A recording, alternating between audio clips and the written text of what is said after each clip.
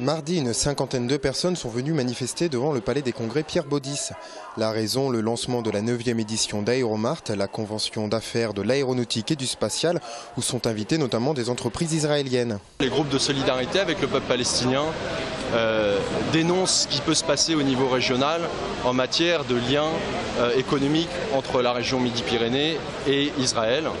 Pourquoi Aéromart? Parce que dans les centaines d'entreprises qui sont là, il y a aussi une dizaine d'entreprises israéliennes, parmi lesquelles, entre autres, Israel Aircraft Industries et Elbit Systems, qui sont les entreprises qui équipent les forces d'occupation israéliennes qui viennent de bombarder Gaza, par exemple. Ça veut dire quoi? Ça veut dire que les entreprises israéliennes viennent ici pendant 3 jours pour passer des contrats avec des entreprises, entre autres de Midi-Pyrénées, pour vendre leurs technologies de mort. Des technologies qui ne semblent pas connaître la crise, comme ici figuré sur une carte du GRIP, le groupement de recherche et d'information sur la paix et la sécurité, qui a synthétisé sur une période allant de 1997 à 2006 les principales valeurs boursières des 54 plus grands groupes d'armement ici en rouge, en comparaison des indices pétroliers en rose et les valeurs traditionnelles du Nasdaq et du Dow Jones en bleu et noir.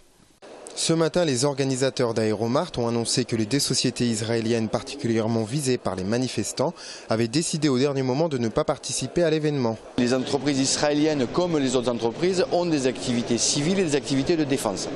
Ensuite, il n'y a pas à ce jour d'embargo sur Israël ou sur les entreprises israéliennes par rapport à des produits civils, militaires ou qu'ils pourraient mettre en place, comme c'est le cas avec d'autres entreprises. Israel Aircraft Industries et Elbit, qui sont les deux entreprises qui ont été nommées, ont le choix ou non de participer à un événement. Et nous, en tant qu'organisateurs, ce n'est pas de notre devoir de les refuser et rien ne peut justifier qu'on les refuse par rapport à ça.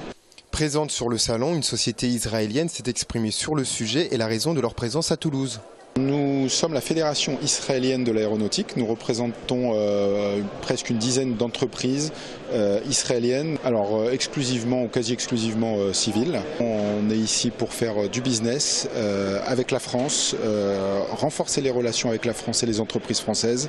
Et en faisant ce type de manifestation, ils vont aboutir exactement à la solution inverse. Et il n'est en aucun cas de répandre la mort comme ils veulent le faire croire.